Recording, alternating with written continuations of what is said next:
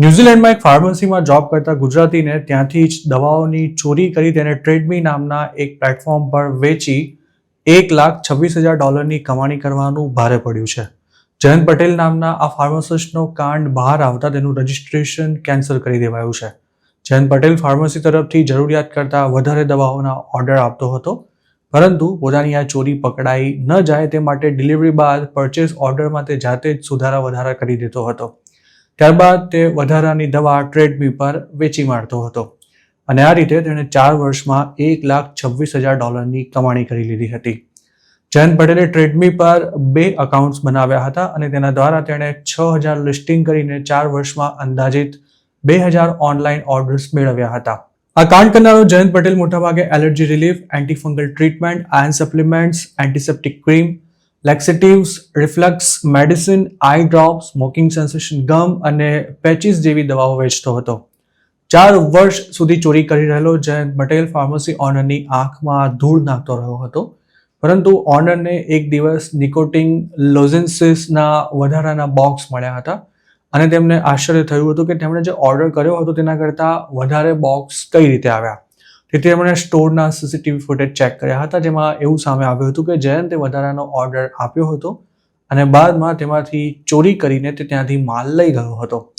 ઓનરે ત્યારબાદ એક private investigator higher કર્યો હતો, જેણે 2020માં જયંતની પૂછપરછ કરતા તેણે પોતાની ચોરી સ્વીકારી લીધી હતી અને ફાર્મસી ઓનરને તાત્કાલિક $1 લાખ પાછા પણ આપી દીધા હતા. જયંત પટેલના ઝડપાયા બાદ તેના પર ચોરીનો આરોપ મૂકવામાં આવ્યો હતો અને ડિસ્ટ્રિક્ટ કોર્ટે તેને 6 મહિનાના કોમ્યુનિટી ડિટેન્શનની સજા ફટકારી હતી.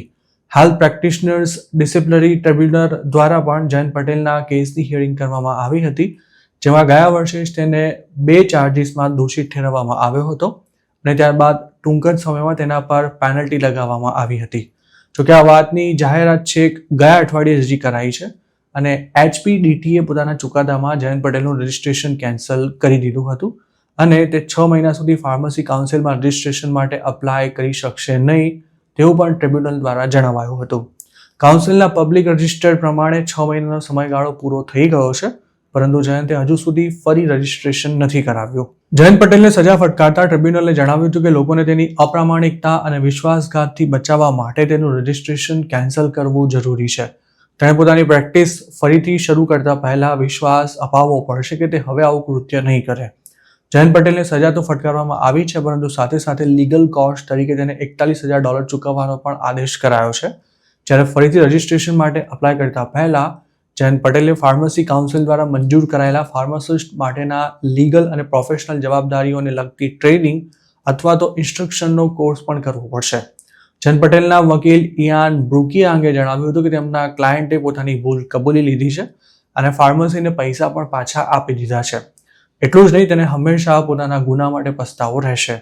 તેમણે HPDTની સમગ્ર પ્રક્રિયા દરમિયાન સહકાર આપ્યો છે અને ઇન્વેસ્ટિગેશન ચાલી રહ્યું હતું ત્યારે સ્વેચ્છાએ પોતાનું પ્રેક્ટિસિંગ ધ સર્ટિફિકેટ પણ સરેન્ડર કરી દીધું હતું અને તેમને ફટકારવામાં આવેલી સજાનો પણ સ્વીકાર કરી લીધો છે. તેમજ તેઓ હવે ભવિષ્યમાં આવી કોઈ ભૂલ ન થાય તેની કાળજી રાખશે તેવું પણ જયંત પટેલના વકીલે જણાવ્યું હતું.